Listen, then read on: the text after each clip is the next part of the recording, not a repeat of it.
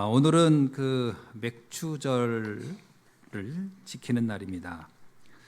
맥추절이라는 단어가 좀 어떤 분에게는 생소하게 들릴 수도 있어요. 그게 도대체 뭔 날일까 싶으죠. 맥추절은 맥자가 보리맥자입니다. 그러니까 추자가 이제 추수할 때 추수죠. 그러니까 보리를 추수한 것을 감사히 드리는 절기다라는 뜻입니다. 그럼 왜 이 보리를 추수한 게 그렇게 절기로 만들어서 지킬 만큼 감사한 일이냐라는 거죠. 그거는 오늘 말씀을 들어보면 여러분이 좀 이해가 될 거라고 봅니다. 성경에는 세 가지 절기를 하나님이 만들어 주시고 이 세 가지 절기를 굉장히 강조한 것이 있어요. 그게 뭐냐면 첫째가 유월절이고 두 번째가 맥주절이고 세 번째가 수장절입니다. 이 세 가지 절기는 하나님이 굉장히 강조했던 거예요. 자, 그러면 유월절이 뭐죠? 유월절은 애굽에 있던 이스라엘 백성이 양의 피를 바르는 날 해방된 것을 기억하라는 의미로 만들어준 겁니다. 그래서 이 유월절의 핵심은 구원입니다. 이스라엘 백성이 구원받았다는 거예요. 노예 상태에서. 근데 그 핵심 내용이 뭐죠? 그 내용이 뭐냐면 양의 피를 바를 때 그 은혜로 나온 거거든요. 그러니까 이게 의미 이겁니다. 너희들이 노력한 결과가 아니라는 거예요. 구원이 이스라엘 백성이 뭘 노력한 게 없어요. 하나님의 은혜로 하나님과의 약속을 기억했어요. 피를 바르면 양의 피를 바르면 내가 그날 해방시켜 줄게라는 약속을 믿은 겁니다. 이제 그걸 믿지 않는 사람도 있었겠고 믿은 사람이 있었겠죠. 근데 여기서 핵심은 뭐냐면 피가 아니에요. 사실은 더 중요한 거는 하나님과의 약속입니다. 하나님의 약속이에요. 하나님은 그렇게 하라는 거예요. 그게 바로 구원의 방법이에요. 그러니까 구원은 하나님에 의해서 이루어지는 거다. 인간의 노력으로 되는 게 아니다라는 거죠. 그래서 우리를 이스라엘 백성이 늘 생각해야 돼요. 우리가 이렇게 구원받은 것은 하나님의 은혜구나. 이걸 잊지 말아라 라는 의미로 유월절을 지키라고 한 거죠. 자, 이 유월절은 구약시대의 이스라엘 백성들에게만 해당된 이야기는 아니에요. 이스라엘 백성은 하나의 샘플이에요. 샘플. 유월절은 엄밀하게 말하면 전 인류에 대한 내용이 그 안에 담겨져 있어요. 그게 어떻게 되어 있느냐? 예수 그리스도를 통한 약속입니다. 그래서 고린도전서 5장 7절에는 예수 그리스도를 뭐라 하면 유월절의 어린 양이다라고 표현합니다. 다시 말하면 우리가 지금 구원을 받는 것은 예수 그리스도의 십자가의 그 은혜의 결과다. 이걸 잊지 말으라는 거예요. 그래서 우리가 누구든지 예수를 그리스도고 이 땅에 오셔서 십자가에서 죽으심으로 우리를 구원하셨다라는 것을 믿기만 하면 그건 하나님이 우리와 하셨던 약조입니다. 그걸 믿으면 그 사람은 구원받는다라는 거예요. 그거를 잊지 말아라. 그래서 구원은 우리의 노력의 결과가 아니고 하나님이 약속하신 것을 우리가 믿을 때 되는 사건이다라는 걸 말해주고 있습니다. 두 번째는 맥주절입니다. 맥주절은 뭐냐? 다른 말로는 칠칠절이라고도 하고 오순절이라고도 했습니다. 오순절은 50일째 되는 날이라고 해서 오순절이고요. 칠칠절은 7 곱하기 7, 77이 49, 49일이 지난 다음 날이라는 의미에서 그래서 결국은 같은 의미예요. 50일째 되는 날, 49일 지난 다음 날 같은 얘기죠. 근데 이제 그러니까 그 표현만 칠칠절 또는 오순절에게 쓴 겁니다. 근데 이 맥주절은 뭐냐면 곡식을 거뒀다는 거예요. 그 왜 이게 중요하냐? 이스라엘 백성이 광야를 지나가는데 광야는 아무것도 먹을 게 없었어요. 어떤 것도 그 광야에서는 얻어낼 수 없었어요. 그래서 하나님이 만나와 메추라기를 주셨다고 나와요. 근데 그것은 특징이 하나 있어요. 그날 받는 거예요. 이게 보장되지가 않아요. 그러니까 내일은 늘 걱정해야 돼요. 오늘 먹는 거로 족해. 내일은 또 몰라. 그런데 이스라엘 백성이 가나안에 와서 곡식을 뿌리고 거뒀는데 그 거둔 그날 이들은 알았어요. 와, 우리가 광야길을 이렇게 죽지 않고 온 것이 하나님의 은혜구나. 어떻게 우리가 이 험한 세상을 아무 일도 없이 이렇게 왔을까? 무슨 일은 많았지만 이렇게 망하지 않고 어떻게 왔지? 이게 하나님의 은혜구나. 우리가 살아가는 매 순간이 하나님의 은혜구나. 그게 참 감사하다. 이렇게 한 거죠. 그러니까 이게 참 인생이란 게 알 수가 없는 거예요. 그러니까 우리가 매 순간을 살아가는 것 자체가 은혜입니다. 은혜예요. 사람은 모르는 겁니다. 매 순간이 어쩌면 은혜예요. 오늘 이 자리에 여러분이 계신 거 하나님의 은혜입니다. 그거 잊지 말라는 거예요. 하나님이 이스라엘 너희들이 살아가는 순간순간 내 도움 없이 되겠냐? 그게 바로 맥주절의 핵심입니다. 너의 모든 여정은 내가 지키고 있는 것이다. 수장절은 뭘까요? 수장절은 다른 말로 장막절이라고도 하고 초막절이라고 합니다. 이 장막이라는 건 뭐냐면 뭔가 이게 시설을 만들어 놓은 거예요. 어떤 시설이냐? 창고를 지은 거예요. 창고. 곡식을 거둘 수 있는 장소를 만드는 게 이게 장막절이라고 하고요. 초막절도 비슷한 겁니다. 그럼 이 수장절이 뭐냐? 가나안에 가서 곡식을 거두었는데 곡식을 거둬서 오늘 먹을 거 정도가 아니에요. 이게 넘쳐나. 그래서 이 곡식을 창고에다가 저장한 거예요. 자, 이게 왜 감사한 일이죠? 이제 더 이상 내일을 걱정할 필요가 없다라는 거예요. 내일을 보장됐다라는 거예요. 그러니까 이스라엘 백성들에게 하나님이 그런 겁니다. 이제 너희의 미래 걱정하지 마. 너희의 미래는 내가 보호하고 지킬게. 그게 수장절의 의미입니다. 그렇다면 우리 인생, 우리는 자꾸 내일을 걱정하거든요. 내일. 근데 내일이 거기에 긍정적인 게 없어요. 다 부정적이에요. 내일은 내가 망하지 않을까? 내일은 내가 어떻게 잘못 되지 않을까? 우리는 거의 내일에 대한 두려움에 살아요. 그래서 나온 상품이 보험입니다. 상품은요, 내일을 걱정하는 사람을 위해서 나온 거예요. 그러니까 이게 우리가 늘 걱정이 내일이에요. 그래서 성경에 뭐냐면 내일 일을 걱정하지 말아라. 오늘 걱정으로 족하다. 너희가 밤새 걱정한들 너희 머리털 하나를 네가 바꿀 수 있겠느냐? 우리가 내일 걱정할 필요가 없어요.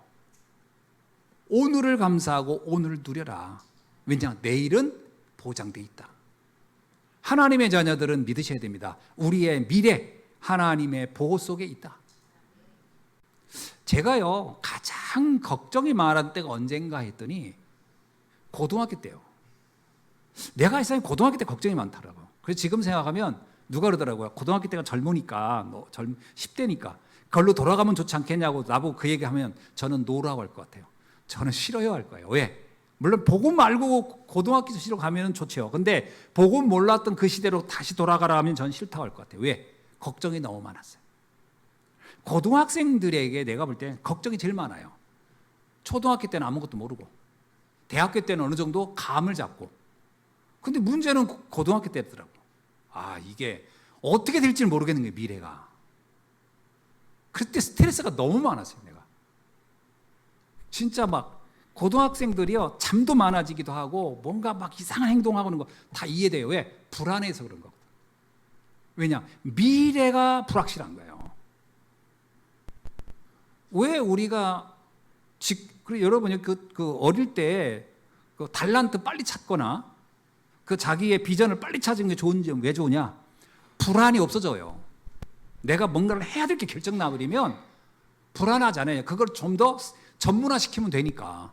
근데 뭐냐? 뭘 해야 될지 모를 때가 제일 불안하거든.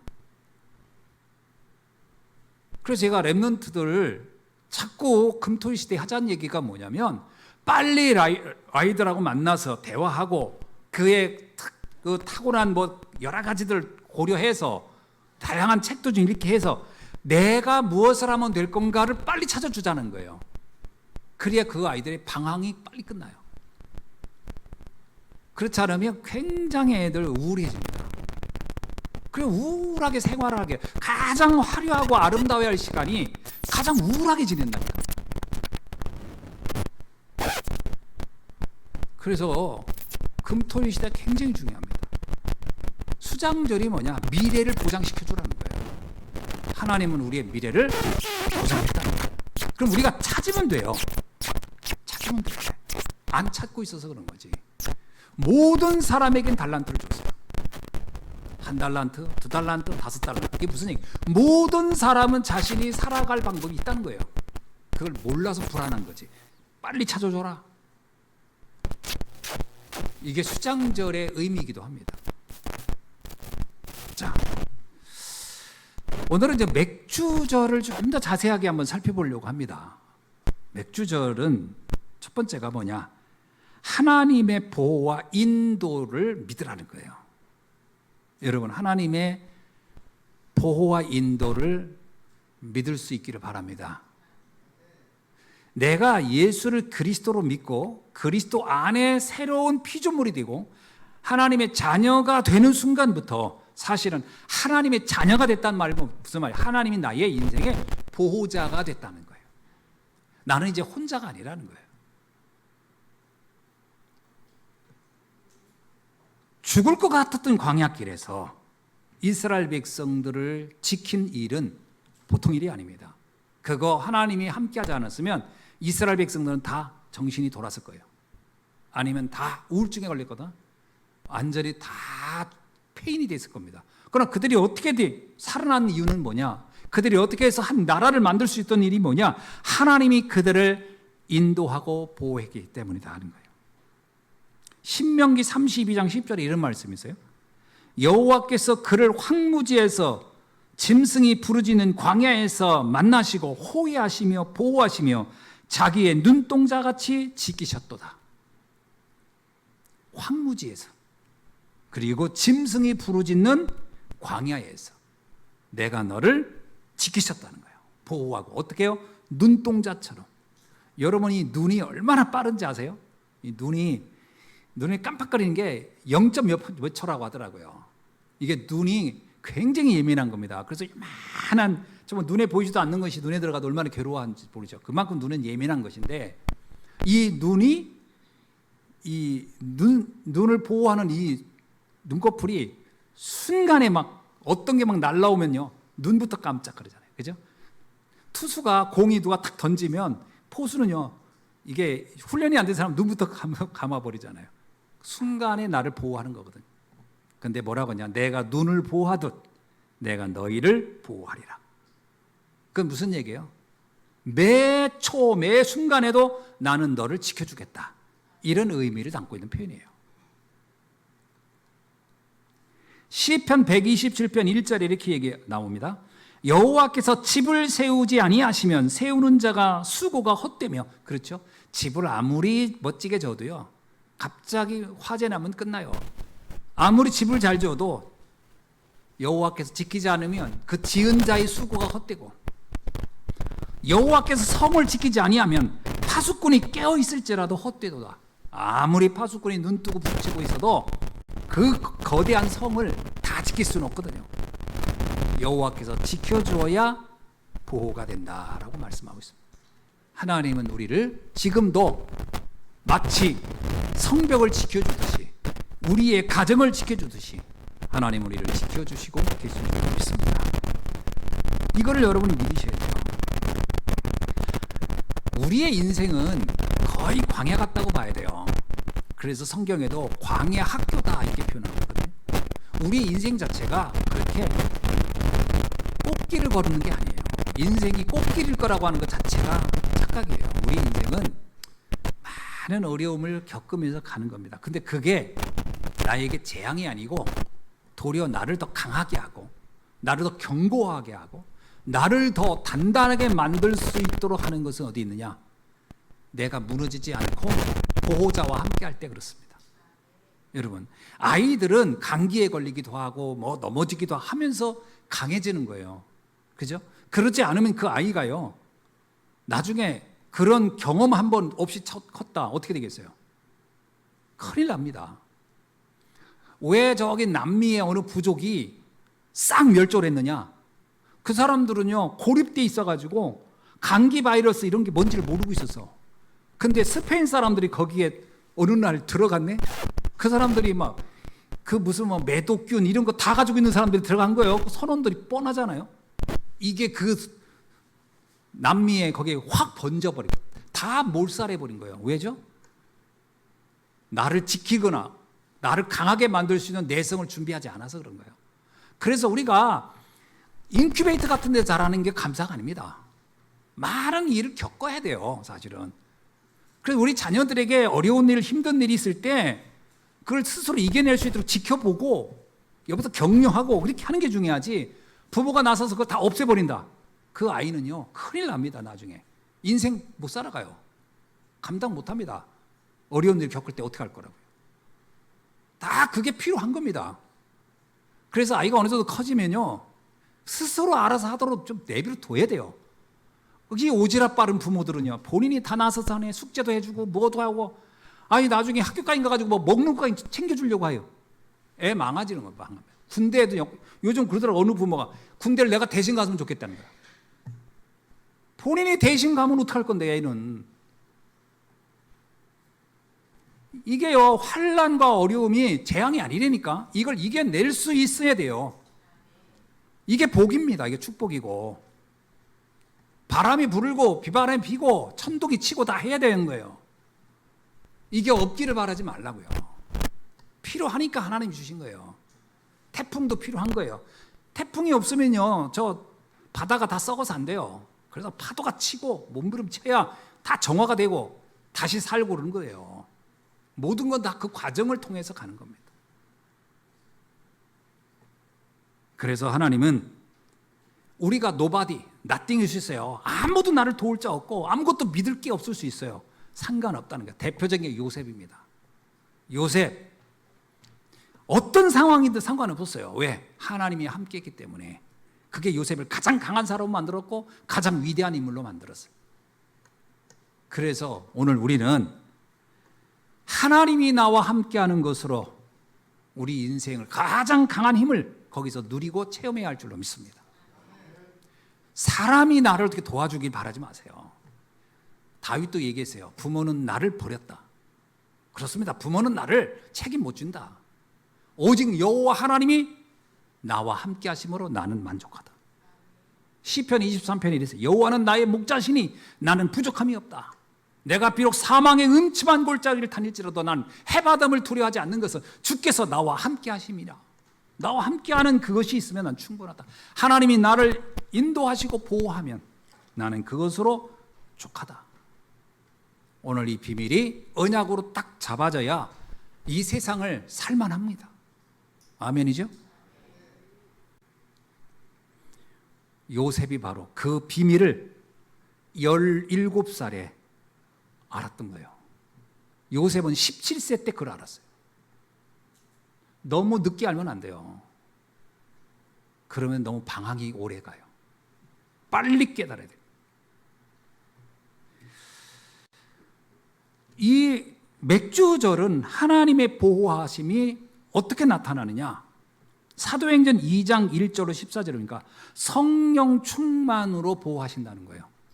이건 무슨 얘기냐면 오순절날 성령 충만이 임하는 사건이 일어납니다. 그래서 맥주절의 그 의미가 무엇으로 확장되냐면 성령의 내주 역사로 확장됩니다. 그럼 성령이란 뜻이 뭐죠?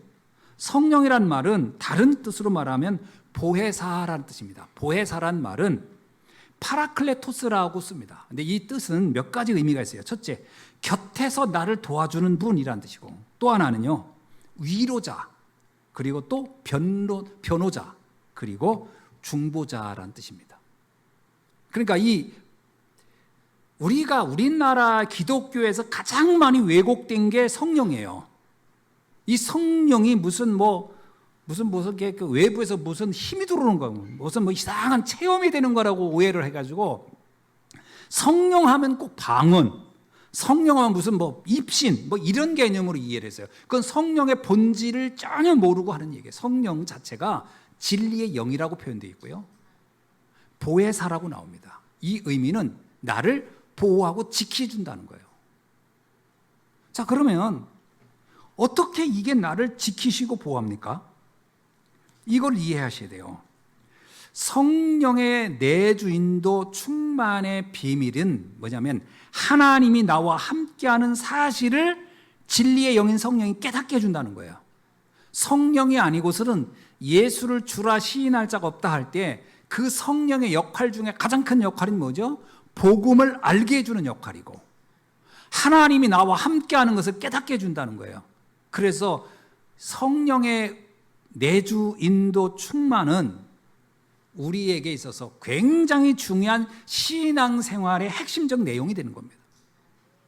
자, 내가 말씀을 듣고 있어요. 말씀을 들으면서 이 말씀이 진리구나, 이 말씀이 맞구나 라고 한다면 이미 성령이 나로 하여금 그 말씀을 믿도록 깨닫도록 인도해 주고 있는 겁니다. 그때 내가 성령은 나의 위로자요, 성령은 나의 보호자요, 성령은 나를 지켜주는 자구나 라고 깨닫는 겁니다. 성령의 내주 인도 충만을 누릴 수 있는 가장 좋은 지름길이 두 가지입니다. 하나는 말씀을 듣는 겁니다. 여러분이 말씀을 듣는다는 것은 단지 글로 된 어떤 지식을 전달하는 게 아니에요. 말씀은 하나님의 진리를, 하나님이 내게 말씀하시기로는 하나님의 의도와 계획을 발견하는 겁니다. 그래서 말씀을 듣는다는 것은 어떤 성경의 지식을 얻는 게 아니에요.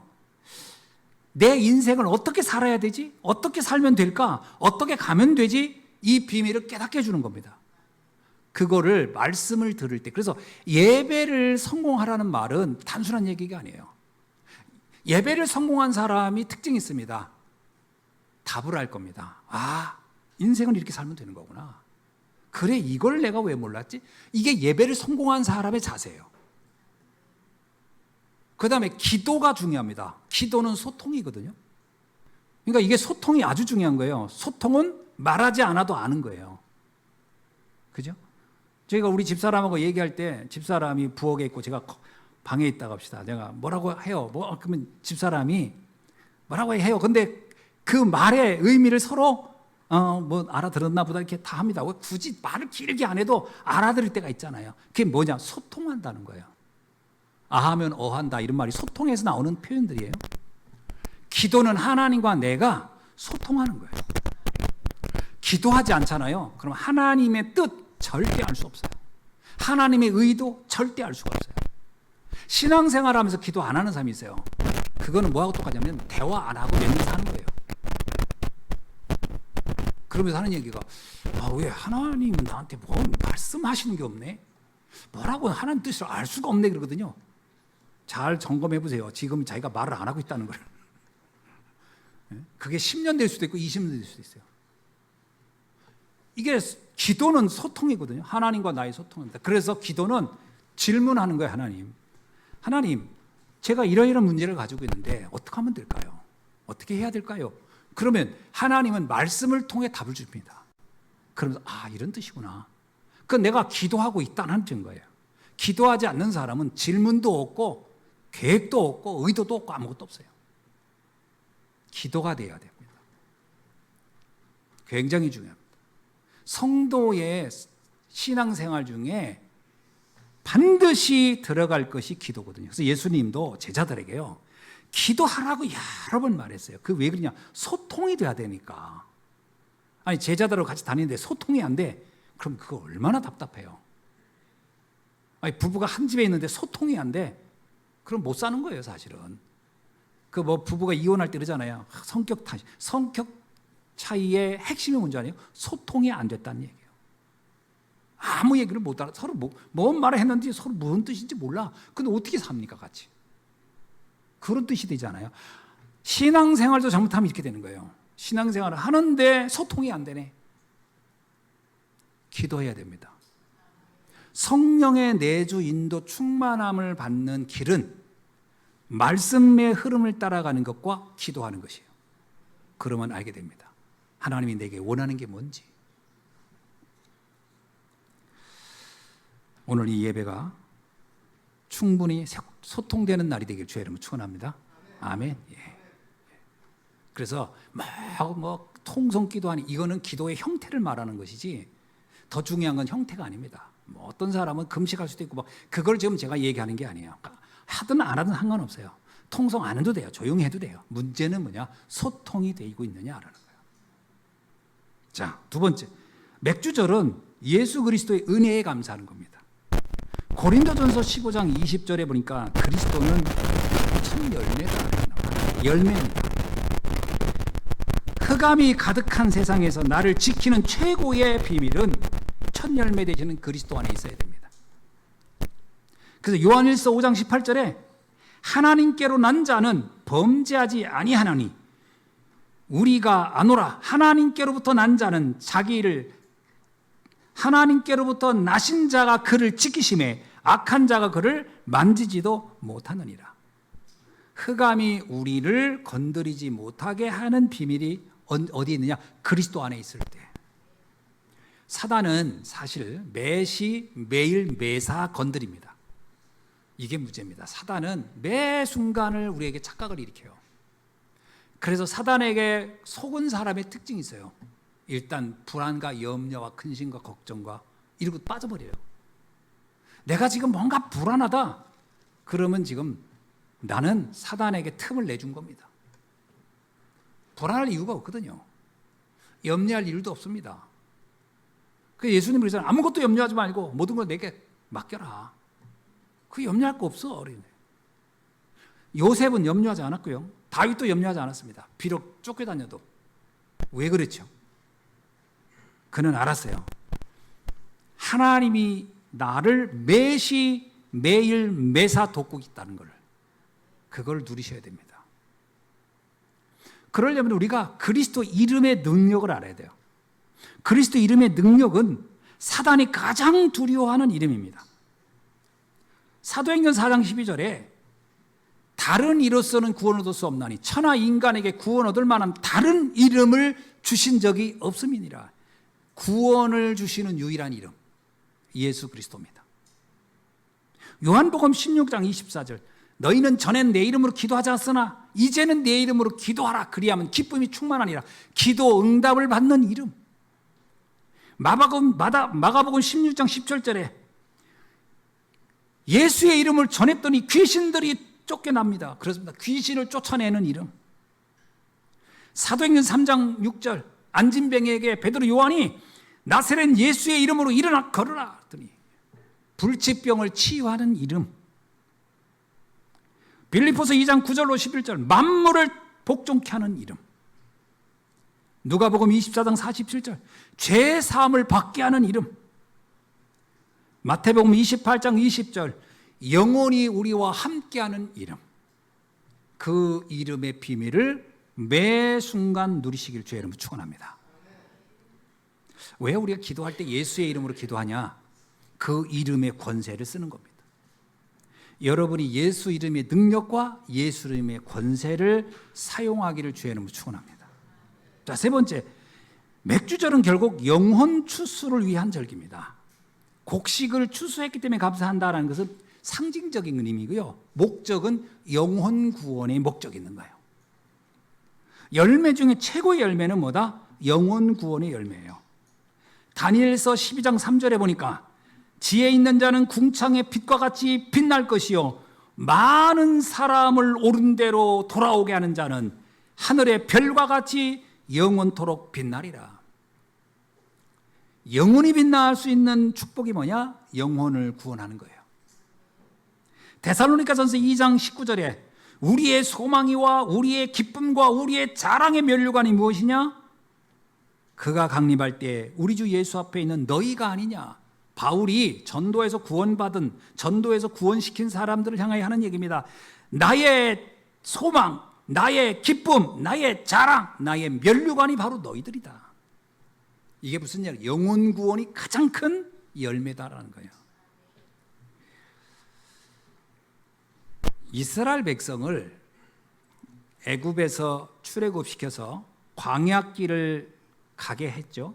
그래서 가나안에 가게 한 겁니다. 이유가 뭘까요? 왜 이스라엘 민족을 애굽에서 해방시키고 광야를 통과시켜서 가나안에 가게 했을까요? 거기에는 중요한 목적이 있었습니다. 그게 뭐냐? 아브라함에게 약속했던 거예요. 너로 인하여 만민이 복을 받게 하리라. 이게 이들을 해방하신 목적이에요. 이스라엘 백성을 보호하고 지켰던 목적이 있었다는 거예요. 너희가 가나안 가서 호의호식하며 잘 먹고 잘 살아라. 이게 목적이 아니었다는 거예요. 이스라엘 백성이 가나안에 가가지고요, 자신들이 이곳에 와야 할 목적이 뭐죠? 만민을 구원하는데 대제사장으로서 역할이었어요. 근데 이스라엘 백성은 거기 와서 그거를 상실합니다. 관심 없어졌어요. 아이고 먹고 사는데 바빠. 그래서 그런 가나안에 정착하고 가나안에 거기에 흡수에 들어가 버려요. 자, 그러니까 어떻게 될까요? 7가지 재앙이 닥치기 시작합니다. 블레셋이 쳐들어오고요, 아수르가 쳐들어오고요, 바벨론이 쳐들어오고 계속 고난을 당합니다. 왜 그랬죠? 사명을 놓쳤기 때문에. 우리가 하나님이 나를 구원하시고 나를 축복하신 이유를 놓치면 어떻게 되냐?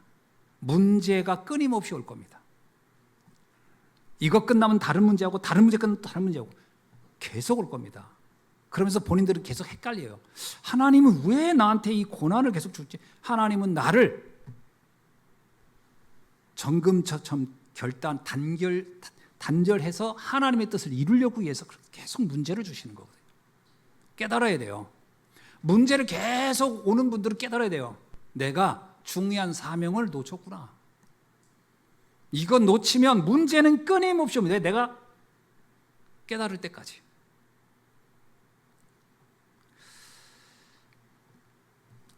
사람이 위기에서 딱 살아나면 이러잖아요. 뭐라고 하냐면 그냥 흔히 하는 말입니다. 내가 큰일 날 뻔했는데 내가 뭔가 뜻이, 하나님이 사명이 있어서 나를 이렇게 지키셨나 보다. 그렇게 말하거든요. 그게 맞는 말입니다. 그게. 하나님이 사명이 있었던 거예요. 근데 그렇게 벗어나면 그리고 잊어버려요. 말은 그렇게 해놓고. 그래서 문제가 또 오는 거예요. 계속 올 겁니다. 빨리 깨달아야 돼요. 하나님이 나를 부르신 이유, 나를 보호하고 지키시는 이유를 깨달아야 돼요. 그게 뭐다? 전도자의 삶입니다. 전도자의 삶을 멈추면 안 돼요. 전도자의 삶이라고 해서 당장 지금 막 성경책 들고 막 돌아다니라는 얘기냐? 그건 영적 문제 오는 거고요. 그 돌아다니는 게 아니에요. 생각을 해야 돼요. 하나님이 나를 구원하신 목적이 많은 사람들을 구원하라는 뜻이구나. 그렇다면 내가 어떻게 이 현장을 구원할까? 이 현장을 어떻게 살릴까? 생각만 해도 돼요. 생각만 해도 그 생각이 기도가 되고 그것은 응답으로 연결되게 돼 있고요. 내 삶의 놀라운 열매로 이어져 가게 돼 있습니다. 여러분, 사람이 지금 뭘 생각하느냐가 그 사람이거든요. 그 사람이 지금 뭘 생각하느냐? 야, 나 오늘 돈 벌어야 돼. 그 사람은 돈 생각만 하고 있는 거예요. 지금 생각하고 있는 그게 그 사람이거든요. 나는 뭘 24 생각하는가? 그게 되게 중요한 거예요. 나는 뭘 생각하고 있지? 그게 그 사람이 운명이 되고 그 사람이 미래가 되는 겁니다. 지금 뭘 생각하고 계십니까? 원망하고 있다? 난 누구를 막 어떻게 저 사람 뭐 미워 죽겠고, 그러면 그게 나거든요. 그럼 그건 나는 열매를 맺게 돼 있습니다. 어떤 열매가 올까요? 재앙이라는 열매가 오게 돼 있어요. 그래서 원망을 품지 말라는 거예요. 예수님이 그러잖아요. 원망을 품지 말라. 네가 복수하고 싶은 마음이 있거냐? 하나님께 맡기고, 원수 맞는 건 하나님이 알아서 할 거다. 그 네가 가지고 있지 마. 너는 판단자도 아니고 심판자도 아니야. 너는 하나님의 은혜에 감사하고 있으면 돼. 복수 중에 가장 확실한 복수는 하나님이 하는 겁니다. 그런 건 내가 하려고 하지 마세요. 나는 은혜를 누리고 살면 돼요. 그리고 살려야 돼요. 내 주변에 있는 사람들은 지금 복음 몰라서 너무 많은 사람들이 시달리고 있어요. 그들을 살리는 삶을 살아야 할 줄로 믿습니다. 자, 말씀을 맺습니다. 맥주절은 하나님의 보호와 인도에 감사하는 절기죠. 베드로전서 5장 8절에 이렇게 얘기합니다. 지금도 사단은 우는 사자처럼 성도들을 무너뜨릴 틈만 찾고 있다. 그렇습니다. 사단은 우리를 무너뜨릴 틈을 찾고 있어요. 그래서 한순간도 하나님의 보호와 인도가 없이는 우리의 인생을 장담할 수가 없어요. 그래서 가장 중요한 내 성령 충만의 삶, 나를 지키고 보호할 수 있는 최고의 길은 뭐냐? 예배와 기도 속에 있는 겁니다. 예배를 놓치지 마세요. 예배를 드리면서 이런 생각을 하세요. 오늘 이 자리가 나에게 마지막일 수도 있다. 그렇습니다. 언제나 우리는 오늘이 나의 마지막일 수도 있어요. 어쩌면은 이 시간은 끝이에요. 내일 오늘 같은 시간은 또 없습니다, 사실은. 나는 매 순간이 나의 마지막 같은 시간을 살아가는 거예요. 그래서 오늘이 가장 소중한 날이에요. 그래서 오늘 내게 하나님 주신 특별 미션을 찾아라. 하나님은 나에게 오늘 무엇을 하면 되는가? 답은 나왔어요. 하나님의 뜻은 모든 사람을 구원하며 진리에 이르기를 원하느니라. 두 번째, 초대교회 성도들은 왜 그들은 사도행전 1장 14절에 보면 오로지 기도하기를 힘썼고 성령 충만 받기를 원했는가? 이유가 있었어요. 그들이 그렇게 성령 충만 받기를 원했고 그들이 오로지 기도에 힘쓴 이유는 바로 그들이 사도행전 1장 8절의 사명을 감당해야 되겠다는 생각이 있었어요. 뭐죠? 예루살렘, 유다, 사마리아 땅끝까지 이르러 복음의 증인이 되어야 되겠는데 이걸 어떻게 해야 될까? 하나님의 도움이 필요하구나. 그래서 그들은 기도하기 힘썼던 겁니다. 그랬더니 놀라운 일들이 일어나요. 15나라 사람들이 찾아오고요. 3천 제자가 일어나고요. 생을 건 제자들이 나타나고 인생 자체가 완전히 새로운 여정으로 갔습니다. 여러분의 인생이 이렇게 시작되기를 주의 이름으로 축원합니다. 자, 세계복음화라고 하는 이 단어는 너무나도 우리에게는 멋지고 또 한편으로는 부담이 되는 단어일 수도 있어요. 세계복음화 어떻게 할 건가? 지금 당장 이제 있는 돈 다 털어가지고 티켓 사가지고 해외로 나가는 건가? 그래봤자 세계복음화 못합니다. 왜? 공항 내리는 순간 막막할 거니까요. 어떻게 해야 될지 모를 거니까. 그래서 세계복음화 그렇게 하는 게 아니고요. 세계복음화는 지금 내가 있는 곳에서부터 3가지 미션을 여러분이 기억하셔야 돼요. 하나는 뭐다? 다민족 시대를 준비하라는 거예요. 다민족 시대가 왔어요. 저는 가끔 바깥에 이렇게 다니다 보면 한국말 아닌 외국말 하는 사람이 너무 많아졌어요. 저기 고덕 같은데 저기 어디 고덕이 나네. 저기 어디입니까? 평택. 예, 평택이라든가 둔포 이런 데 가면 다민족 학생들이 거의 학생들의 3분의 2를 차지한다더라고요. 이 다민족 시대가 온 거예요, 사실은. 점점 다민족이 많아질 겁니다. 이들을 위하여 내가 무엇을 할 건가? 이게 세계복음화의 지름길이에요. 다민족을 놓고 생각하셔야 돼요. 다민족을 전도하는 것도 있지만 이들을 어떻게 내가 복음을 알게 할까? 우리 교회에 와 있는 다민족들 있잖아요. 이들을 내가 어떻게 이를 복음을 알게 할 수 있을까? 이런 생각을 할 수 있기를 바랍니다. 다민족 시대를 준비하라. 두 번째는 병든 자를 치유하는 일에 관심 가져야 돼요. 영적, 육신적, 정신적 정말 많은 사람들이 시달리고 있어요. 오늘날 많은 사람들이 우울증이 있다고 하고 말도 못해요. 많은 사람들이 정신 관련된 약을 먹는 사람이 많습니다. 시대가 그래요, 시대가. 자, 이런 시대에 이분들에게 무엇을 할 거냐? 무관심합니까? 그건 네 문제야. 네가 알아서 해. 이건 너무 냉정한 거죠. 그들을 어떻게 치유해서 사명자로 세울 것인가? 그게 바로 치유의 뜰입니다.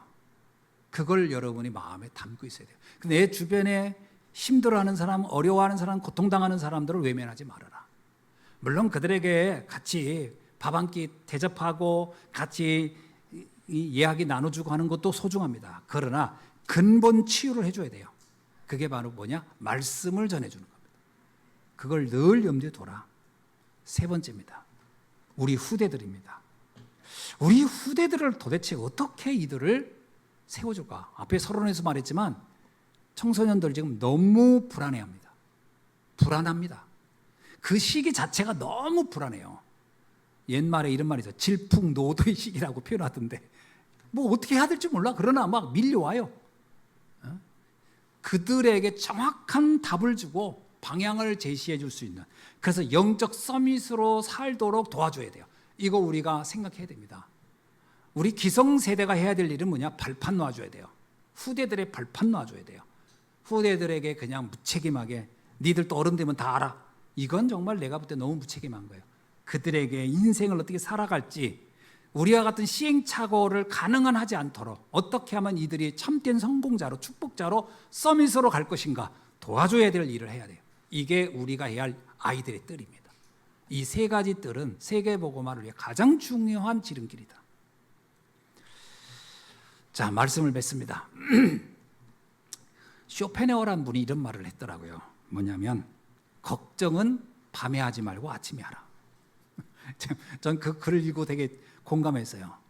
왜냐? 밤은 너의 생각을 왜곡시킬 것이고 너의 자책을 실제보다 잔혹하게 만들 것이다.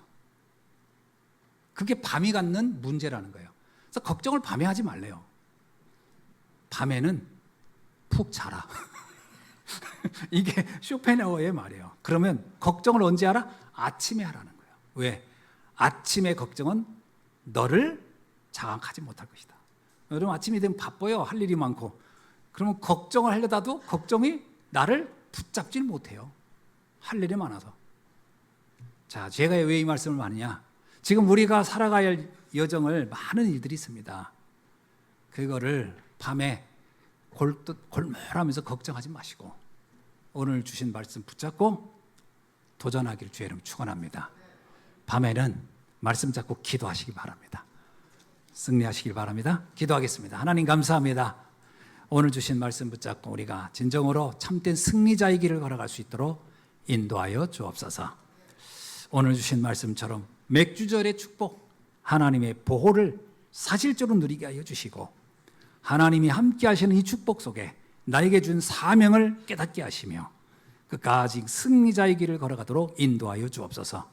예수 그리스도의 이름으로 기도하옵나이다. 아멘.